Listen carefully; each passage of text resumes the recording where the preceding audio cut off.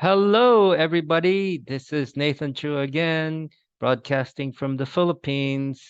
And as you can see, I have a very special guest today for our little vlog and also my podcast channel. And he's no other than my consultant for couples therapy and family therapy. His name is Dr. Blake Evans. Welcome, Blake, to the Thanks for having show. me on, Nathan. Yes. All right. Well, besides being my consultant, let me say a few things about you, Blake. You're such a humble guy. Uh, you're not very active on social media, and I'd just like to talk about what you do. You're based in Alexandria, Minnesota, and you're a staff psychologist at the satellite clinic of the St. Cloud VA healthcare system, Mhm. and he has a doctoral degree in clinical psychology from the Oklahoma State University in Stillwater, Oklahoma. He had his internship at Battle Creek VA Medical Center in Battle Creek, Michigan, and postdoctoral fellowship at the Minneapolis VA Medical Center in Minneapolis. And he's also a board certified couple and family psychologist through ABPP. I'm not sure what that means, but I guess it's an organization that you belong to, right? Yeah, And American Board of Professional Psychology. okay, American Board of Professional Psychology. Thank you. So, and he holds a collateral position as a national trainer consultant for the VA Family Services Division for integrated behavioral couple therapy, and was previously a trainer consultant for behavioral family therapy. And his primary professional interest lies in the assessment and treatment of relationship difficulties, as well as a variety of affective um, and anxiety disorders and personality disorders. And his interests also include training consultation and program design and improvement. Wow. And his theoretical orientation is cognitive behavioral, with an emphasis on contemporary behavioral approaches, including IBCT, or integrated behavioral couples therapy, and dialectic behavior therapy, and motivational interviewing. Welcome, Blake, to the show. All right. Thanks again. Thanks again for Yeah. having me on. For those of you in the Philippines who are wondering why it's dark in his area in Minnesota, it's the fall season and the sun hasn't come up yet for Blake. All right. Just starting to. It's getting a Just little bit starting brighter to. All today. right. Okay. So Blake, besides the things that I mentioned, I'm sure our Filipino audience would love to hear more about you, maybe something more of a personal story of how you became a psychologist and your work. All right. Sure, sure. So, let's see, how I became a psychologist. I actually didn't know I wanted to be a psychologist. When I first went to college, I studied engineering. Oh, wow. And so after about a year of that, I knew that that was not the field for me.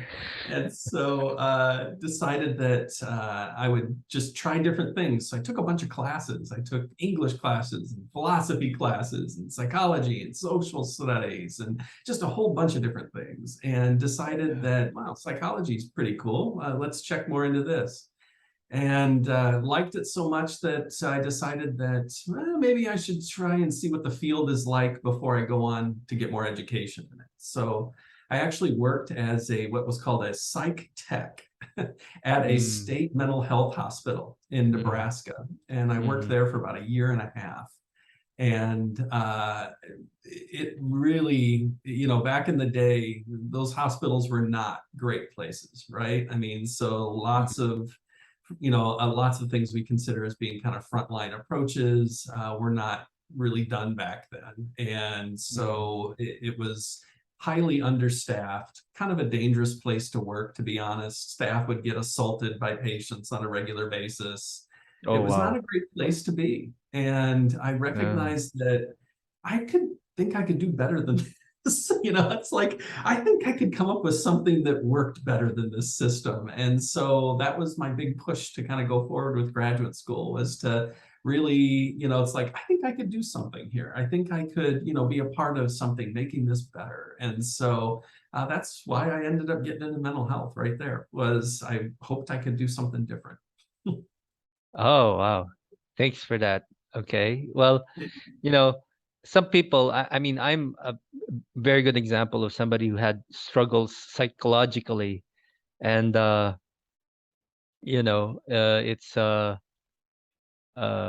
I don't know if you did have the same experience, like you had some issues about your personal life, or is it just a purely an interest in psychology?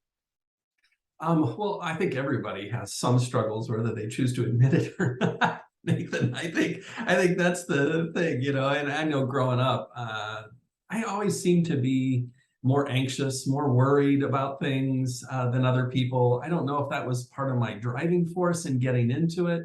Uh-huh. I know a big piece of it was I just seemed to get it. Yeah. I remember taking my first psychology class and like easily acing the class. And I had friends that were in the same class and they struggled with it.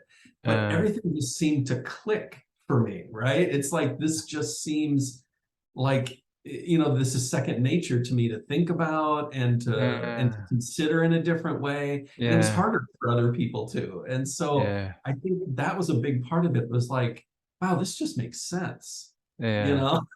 All right. and and I don't know if that's maybe because of my own struggles, with like anxiety growing up, or whether that was, or whether that was simply just it. I don't know. It just flowed for me. It Yeah. engineering made no sense. Uh, Psychology made all the sense in the world. yeah. Anyway, if we have the same experience, we're our first clients, right? For sure, for sure. You're always applying as you're learning, you're applying to yourself, right? It's like, okay, is that what this is? Or is that how this works? Or yeah. Mhm. Yeah. All right. That and Okay. the people that you love and know, right? It's like, and that's Exactly. what we're always warning students about. Don't apply Yeah. this to your family and friends. All right. I'll like to ask you, I know you specialize with couples and families, right? So Mhm. why focus on that, and why maybe ask you why IBCT? Right, right. Uh-huh. Um, well, I would say with regards to couples. Uh, I didn't start off working with couples, and so uh, that wasn't like my focus in graduate school. So my I did couple work in graduate school, but I actually was really focused on doing trauma and PTSD work early on. okay. Uh-huh. And so that was my big focus, was really focusing on those things and Uh, utilizing, third wave approaches within that. So uh, utilizing things like acceptance and commitment therapy and mm, motivational interviewing and dialectical behavior therapy, and okay. using these approaches to really work with folks that had suffered trauma in their lives. And Uh, so that was my big push when I was in graduate school and even early into my early career. mm, Although in graduate school, I got some phenomenal training. We had, mm, I was really fortunate to have a couple of great psychologists who led a family clinic at my university. And oh, so it was really cool because we had, a room where we would see families, and they had, glass that a team would stand behind. And you had uh, a plug in your ear, and the patients knew that it's not just me in this room. There's a whole team of people behind the glass, and oh, they're basically helping me and coaching me learn how to do this work that we're doing. It was a really phenomenal training experience. And we used a lot of systems approaches, a lot of strategic family therapy. uh, And so that's kind of where my base in doing couples work comes from. mm, And then later on, in my early career, I also got training in narrative approaches, which I really love, and mm, got training in solution focused approaches. And so mm, really dipping my hand into a variety of different pools and getting a feel for, what are all these things? But the funny thing is because I'm so third wave behavioral in my approach, none of those other couple approaches really fit really well. You know what I mean? I Uh-huh. could never really like, it wasn't like a hand in a glove kind of thing. It was more Yeah. like a hand and a bowling ball. It's like, okay, it sort of fits, but it really doesn't fit perfectly. Uh-huh. Not on the whole hand, right? And so it's like, Yeah. huh, so what is this to me, and how can I make this work? So it's like some approaches fit, but some other techniques really, I wasn't real clear on how conceptually it fit with my understanding of people and their Mm-hmm. problems Mm-hmm. and what they were coming to me with. And it wasn't Mm-hmm. until I got exposed to IBCT, integrated behavioral couple therapy, that was like, Mm-hmm. oh, a light bulb went off. It's like, that's how this all fits together. Okay, this is a great approach for me because it's both a third wave approach and a couple approach. I'm like, oh, finally, something that actually conceptually for me all hangs together. And I feel like whenever I'm stepping in the room with a couple, that I'm on good footing with whatever I'm doing. So yeah, that's been, I think, the biggest shift for me has been being able to learn IBCT within the VA. And that's been the coolest part, I would say, of being in the VA for me, was just being able to have that exposure of being trained in IBCT. And now I've been let's see, I think it was 2015 maybe when I was Mm-hmm. first trained in IBCT, and then I became a trainer for IBCT in 2017. And Mm-hmm. so, and the training with Andrew Christensen was amazing in 2015. It's just like I'm sitting there. I remember sitting in the training and talking to, these, Andy takes questions as he does trainings. And so I remember hitting him with questions like, so is this like this? Me, as I'm trying to conceptualize, how does this fit with all these other techniques I've learned?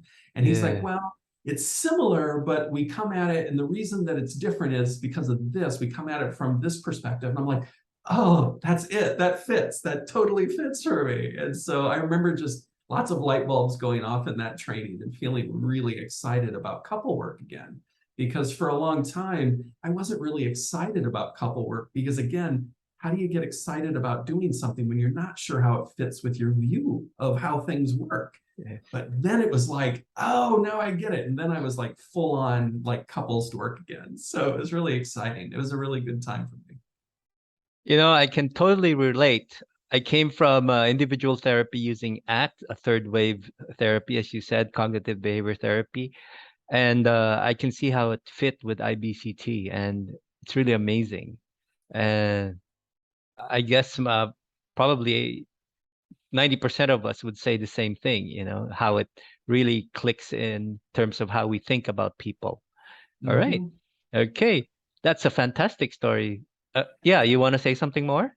I was just going to say, I'll steal a line from Andy too, because Yeah. Andy's got so many great ones. And so one of his lines is that a great thing about working with couples is that they bring their problems to therapy. Right? Because they're coming into therapy with their partner who they're having this conflict with or this disagreement with. And it's like it's there with you in the moment. And it Yeah. reminded me, I think, in a lot of ways, it reminded me of working with folks with trauma, because folks with trauma, when you're doing trauma work with them, it's there in their head in the moment, and it's sort of in the Mm, room with you too. And yeah. so I think that just clicked for me so much, of having somebody in the room working on something that's actually there with them. Because for a lot of folks, Mm, like for anxiety or for depression, it may not necessarily be right there with them in the room. You're uh, right. It's something that yeah. they're dealing with at home. It's something that they're dealing with because of something else. And it may not necessarily be there with them. You may hear Yeah. about it, but that's different than it really being there. And so Yeah. I just really appreciated that aspect of working with couples in general too. Yes, I totally agree.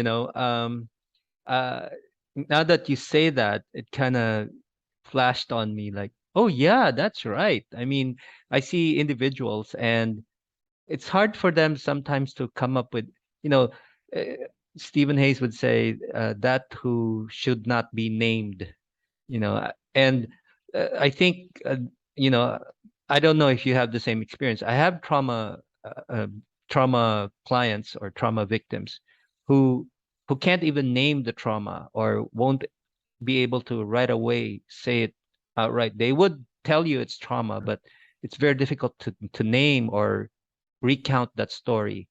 And you're right. I mean, couples come in and right away you see it right there. Yeah, it's right there. And I often say, in all of its glory or horror, it's right there, right? It's portrayed in front of you, and it's Yeah. wonderful to be able to step in with couples and to help them develop a new way of being with the problem. I love it. Yes. All right. Okay. So, in your neck of the woods, what would be the common struggles that couples and families go to you for? So people often enter with the obviously with the idea that their partner's the problem, right? I mean, that's Uh, oftentimes how folks come present for me, is uh, that something's going on with them. Can't you uh, fix this with them? And some of the more common ones are probably like, division of labor around the mm, house, or yeah, parenting issues, or yeah, sex, right? I mean, those three are oftentimes some of the biggies that folks come in with, like, okay, this is driving me crazy. He does nothing around the house, or mm, hey, this is driving me crazy because we cannot parent our child together mm, because she says this, I say this, and just everything falls apart after that. And I mm, think that's the biggest thing that people come to me with. I Um, see. I mean, all couples have differences. And so Yes. I think that's oftentimes what we see at the very beginning, right? Is Mm, that this person's coming in with these really strong differences in mm, some aspect of their relationship. So it's mm, something that's happening with them that they're just not able to see eye to eye anymore on.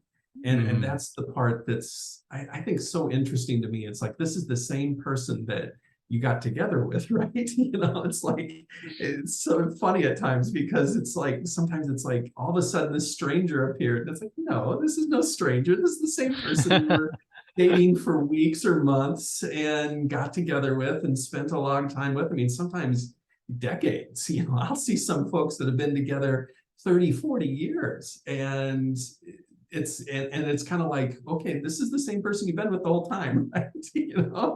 But oftentimes it's those differences, those things that really attracted us to the other person that yeah. later on, put into a different context, now are really hard to manage, right? And so Yes. it's Yes. this person who I love because I'm kind of flighty and they're so organized. Now it's like they're trying to control everything.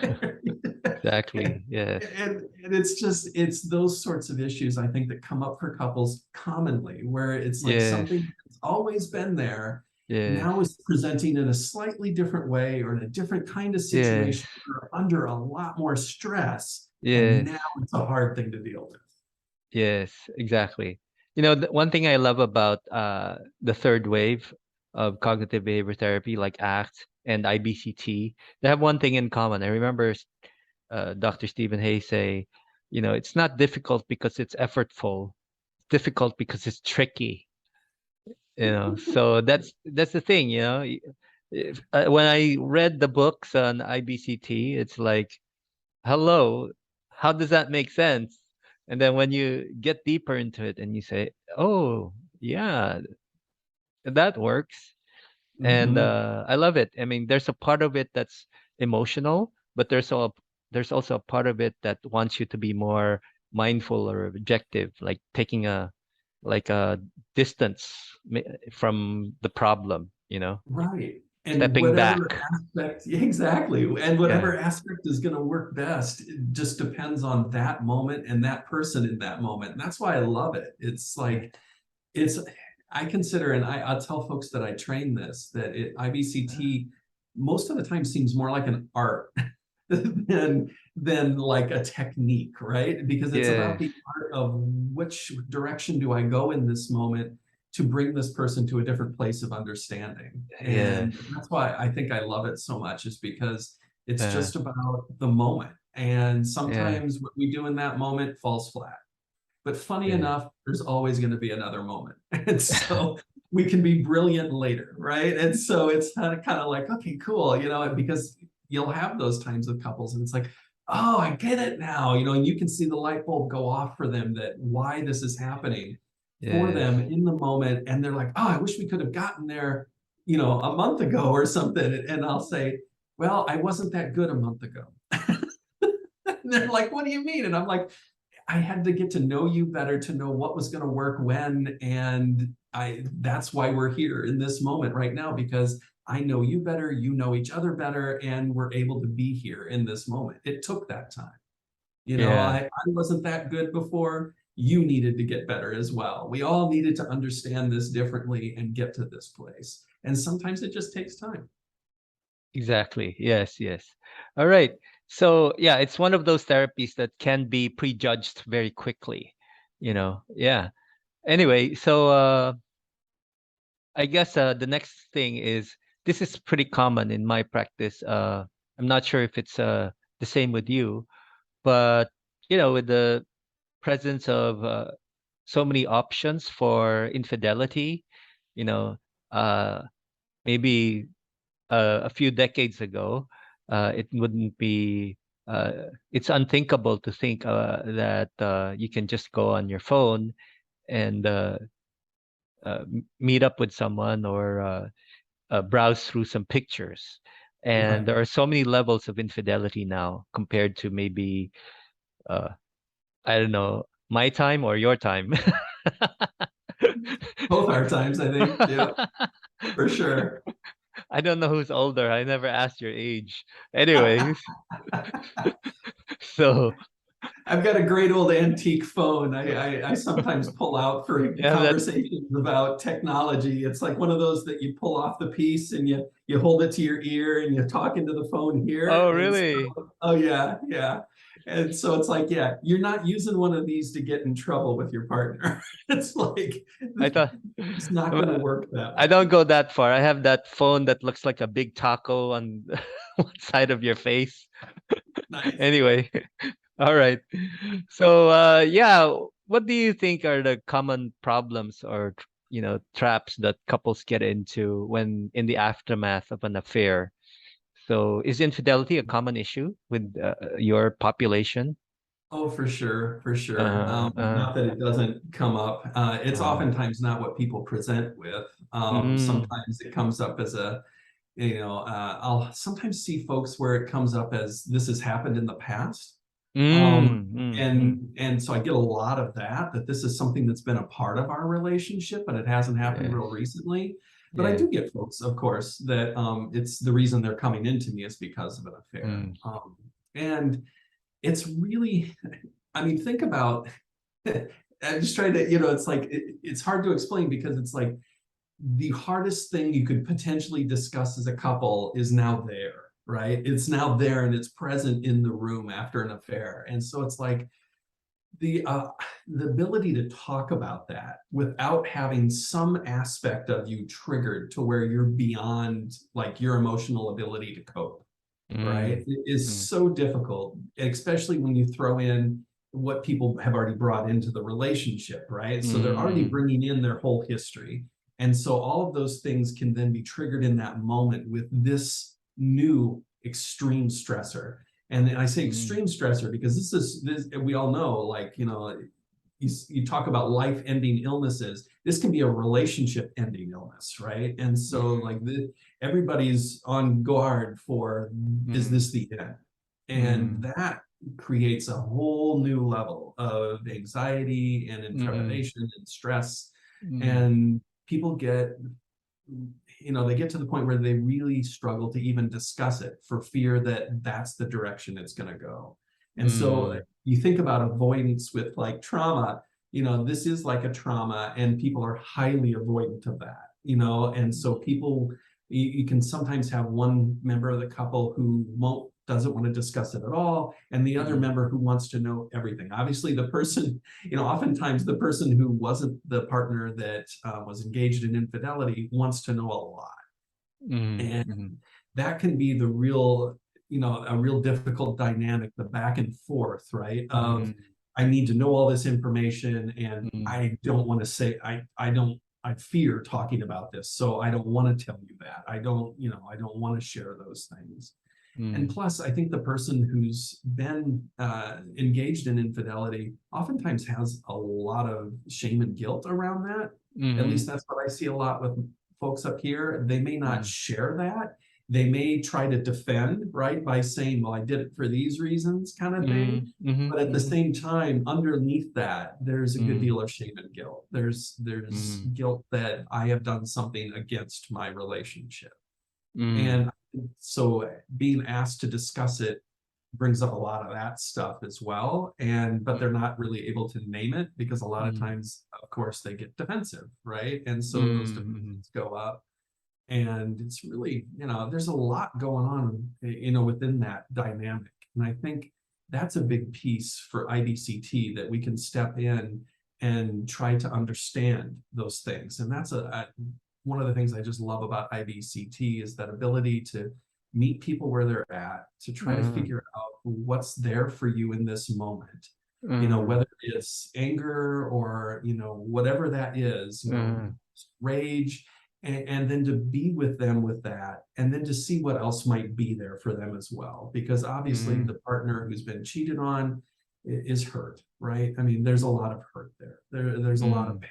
And for the person who was engaged in the infidelity, they've got a lot of emotions likely too, that are mm, underlying that defensiveness, or that kind of hard shell that they've maybe developed. mm, And there's other things going on for them there too, and so trying to unpackage all of that is what I love about IBCT, is we start to, mm, right, pull on those individual threads and try to mm, see what's there and mm, what their experience is, and to do that in a way that hopefully the other person's able to hear, uh, mm, to talk about it in a different kind of way. And I think mm, that's the most important part of IBCT when it comes mm, to infidelity, is having each person be able to hear the other person and understand where they're coming from, and to truly get mm, that, mm, and to be able to just be with that in that moment.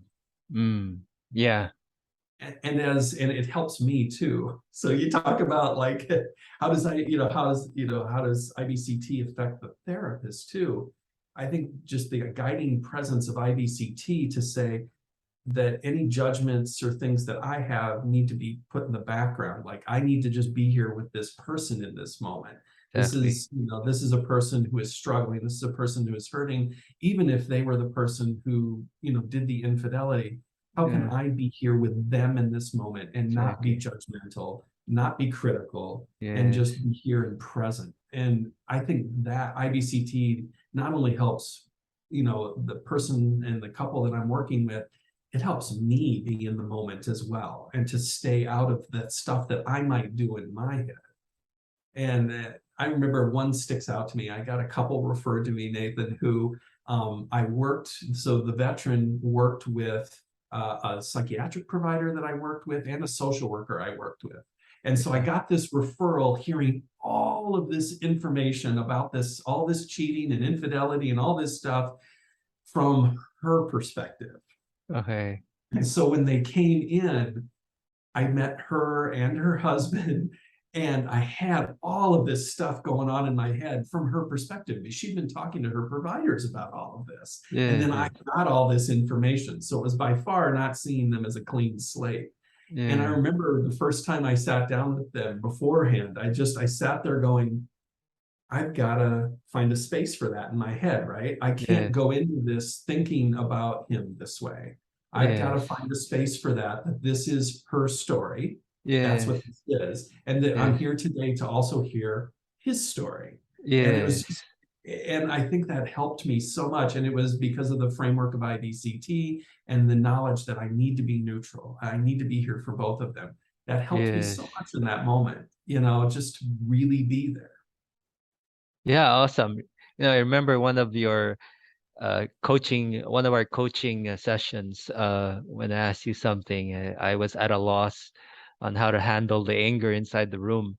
And you said, you know, I don't know if I've ever had a moving moment in that consultation, but that was one. That's probably the first time I was moved by what you said. Just validate that, be there for them.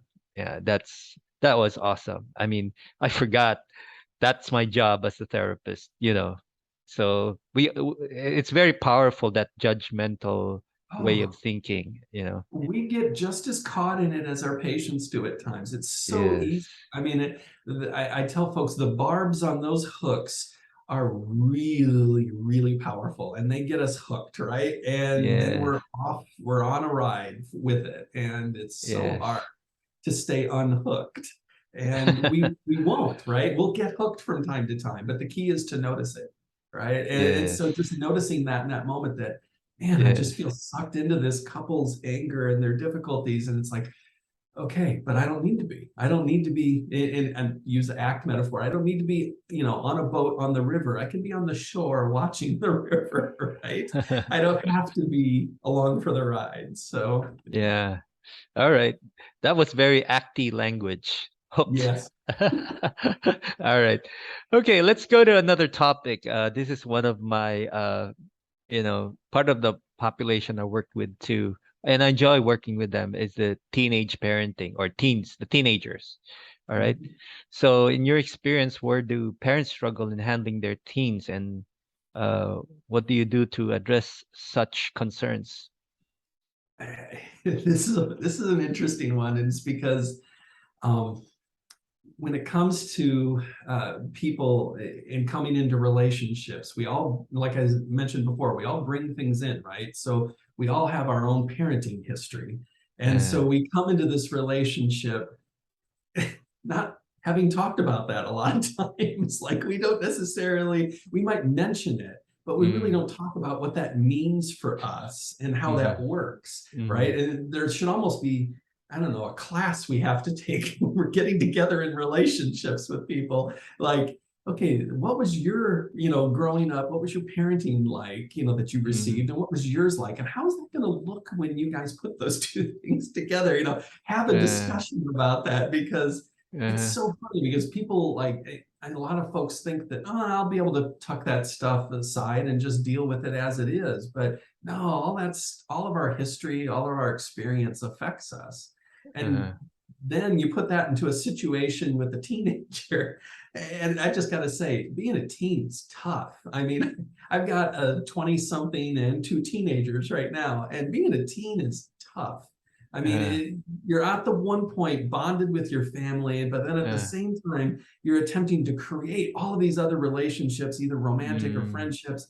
And that creates a lot of division where, how should I do this? And so they're put into a lot of situations where their ethics and their morals and their decision making all get challenged, right? okay. And Yeah. so they don't sometimes make really bad choices because of that. And as we all have. And so this is one thing. Hey, if my mom or dad ever see this, yeah, I know I was a horror as a child. So, and that's one of the things that's like, I can see this just because I made so many really bad choices when I was young. But this is what parents struggle with. It's like, I have this, this teenager who was such a lovely child when they were younger, and now they're making these really horrible choices. And what do I do with that? How do I Yeah. manage that? And in addition to that, is the way I think I should manage that, my partner doesn't agree with. They think we should do it a different way. And so now we don't just have the stressor to deal with, we've got the stress of dealing with the stressor with somebody else who doesn't want to do it the same way, and maybe Mm, even is critical of how we deal with it. And so oftentimes that's what we see with parents that come in with parenting issues, is they come in with mm, this idea that, I think I know how to manage this, mm, except the other person doesn't agree with it and feels like that's the opposite of what we should do. yeah. Oftentimes one person feels like they need to work with the teenager and Mm, try to, keep a balanced approach, while the other person thinks, nope, we need to lock this down immediately. We need mm, to, we need to make sure that we're controlling them more, we're managing this more. And mm.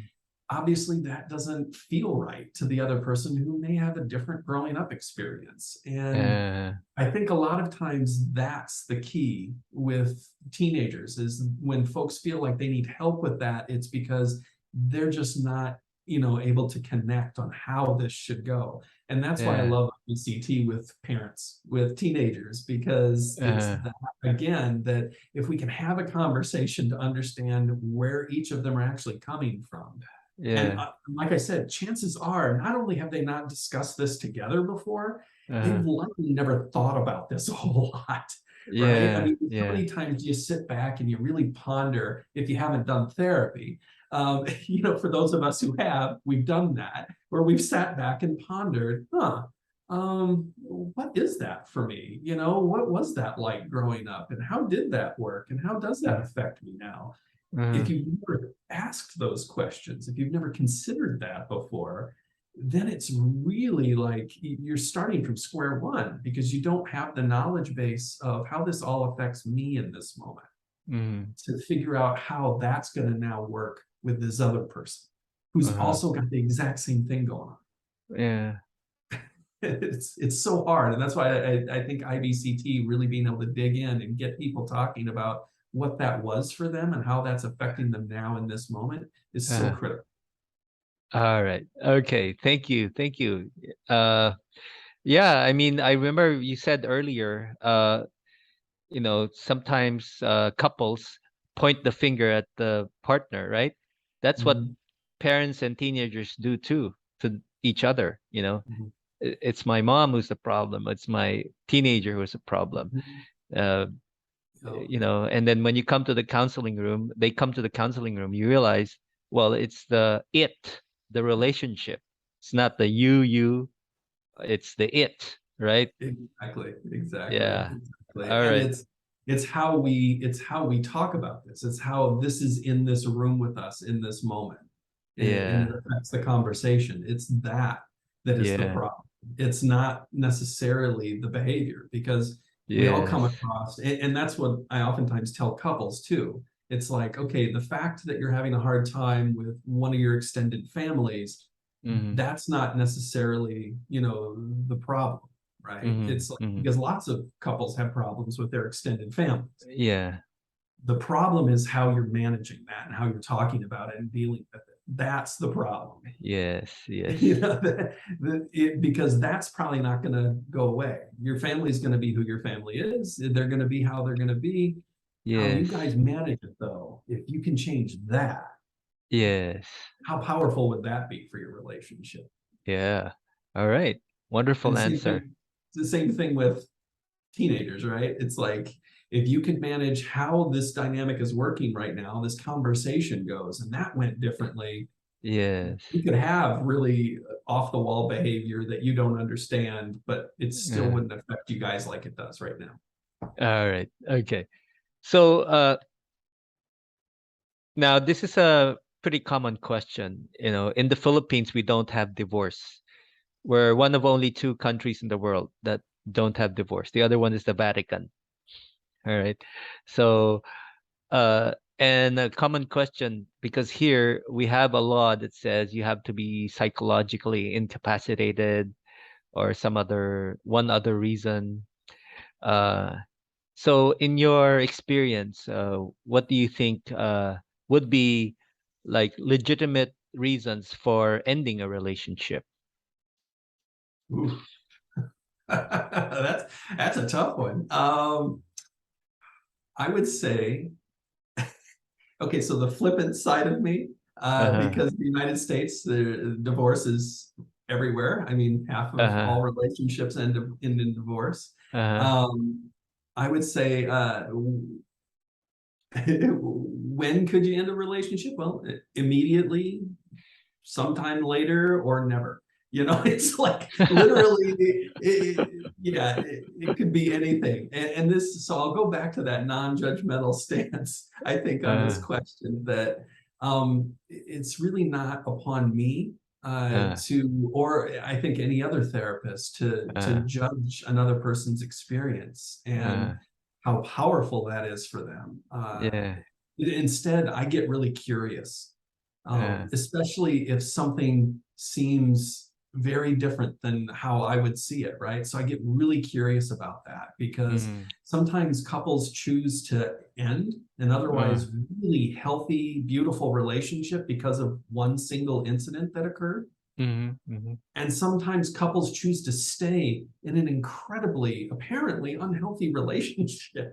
I mean, where Oh, I'm just yeah. going, oh, wow, this is kind of a nightmare situation. You guys argue all the time. Mhm. And, I mean, it seems like, you're never able to connect. Yeah. And that's been that way for years. And it's like, what keeps you? So I'm just always very curious. What keeps you guys together? What Yeah. about this is Yeah. important for you?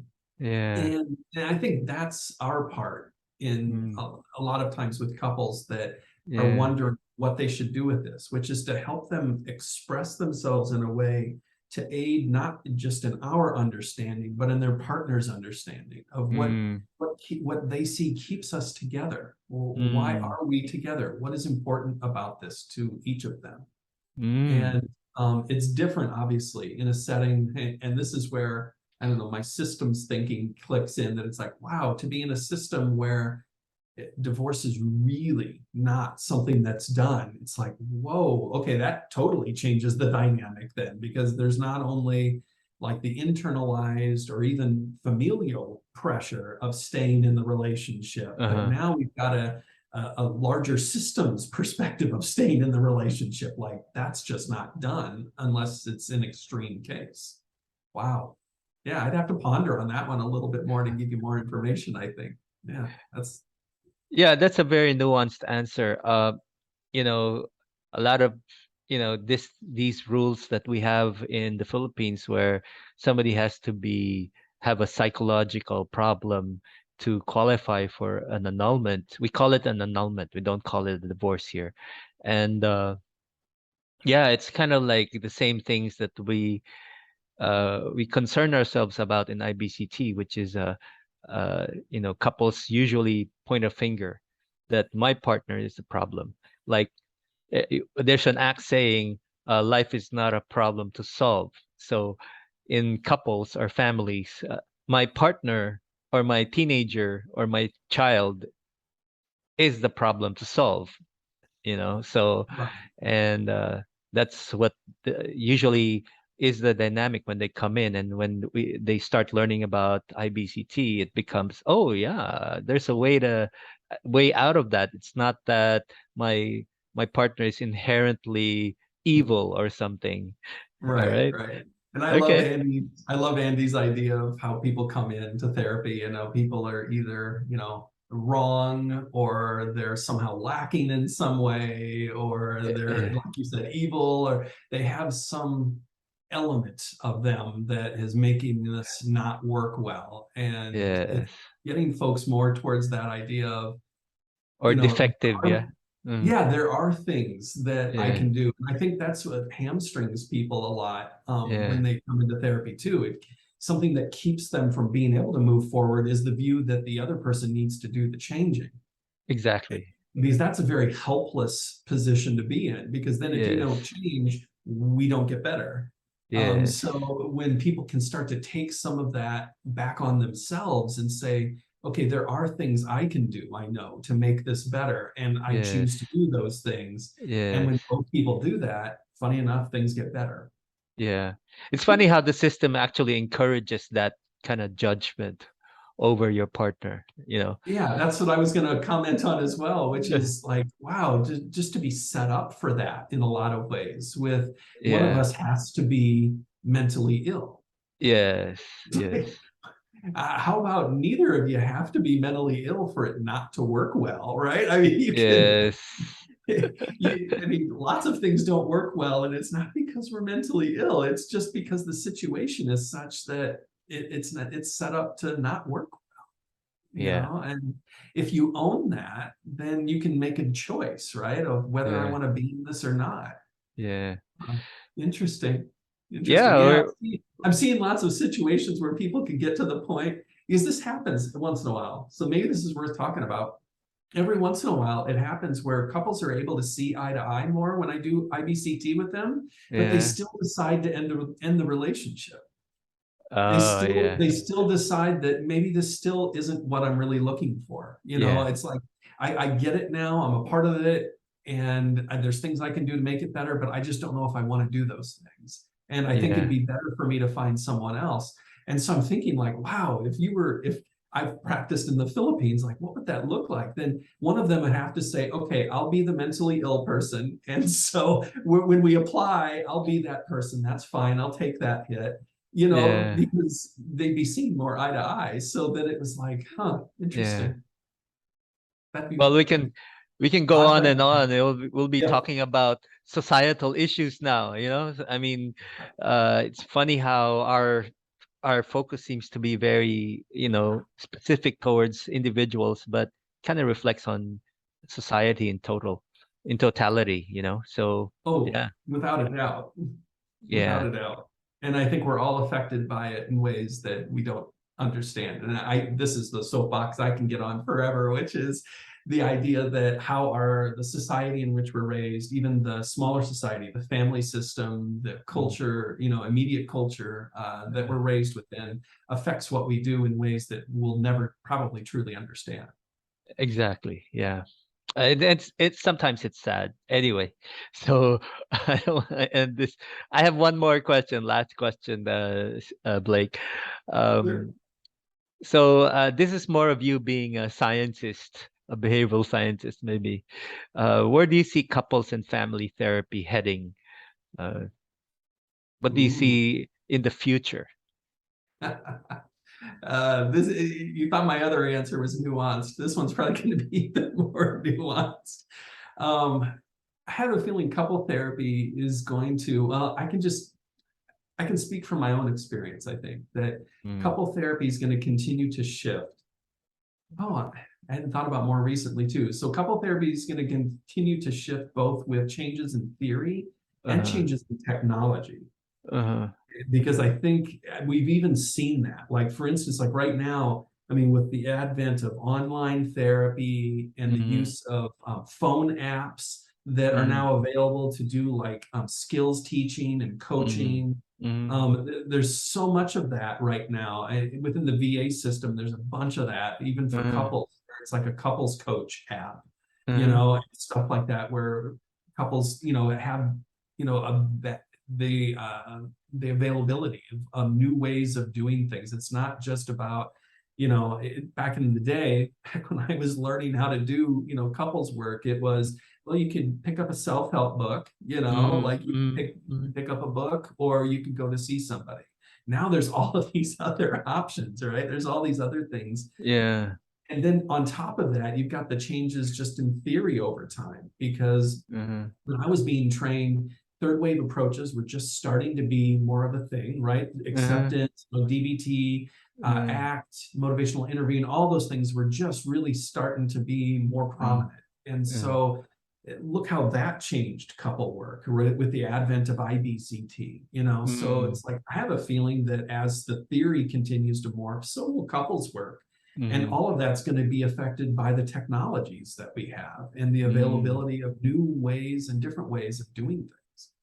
I'm thinking about even some of the studies that are being done right now on doing couple work with the use of certain drugs, mm. and so it's like Wow. that's different. Okay, it's like, so I wouldn't have thought about that, taking like almost like a hallucinogen and then doing couple therapy, with Oh, that. That's a psychedelic? different, Is that psychedelic? yeah, All yeah, right. yeah, Yeah. yeah, yeah. So it's just like, whoa, okay, that's that's a different technique. But I Yeah. mean, there as technologies change, as theory changes, I think all of that is going to affect things, and we've likened, at least I have a couple of times on this call, doing trauma work and doing couple work. Well, those are the Yeah. two areas where they're looking at the use of psychedelics within the work itself, is Yeah. trauma and couple work, which Yeah. again, I think both, there's some connection there, right? In Yeah. working with couples and working with folks that have been through trauma. I think there is definitely a connection there Yeah. with how folks process this information and how deeply it gets instilled in them. And so, yeah. All right. Wow, thank you, Blake. For the audience out there, uh, I just can say one thing about Blake. It's been a wonderful experience being uh, his, what would you call me, a consultee? Yeah, probably. I'm your student, and I've learned so much from you. It's really elevated my practice, especially in the area of IBCT. I'm really so amazed at the work that Dr. Andrew Christensen has done with, well, uh, Neil Jacobson is no longer around, but he's also part of the ACT team, the people who started the ACT movement, uh, ACT therapy, sorry. And yeah, and thank you for this. For the audience, Blake is very shy. He's not very comfortable with the interviews, and you look like a real natural today, Blake. You did well, excellent. You should do more of this. Now this is easy because this is just a conversation about what I do. So this is easy. So yeah. I should see more of you on YouTube. No, you probably will not. All right. Okay. Now we're going into our personal banter now. So, thank you, folks. Thank you for listening in or watching this YouTube video. And thank you, Blake. It's really very much appreciated. No, thanks for having me on, Nathan. It was fun talking about All right. Bye bye. it. Bye.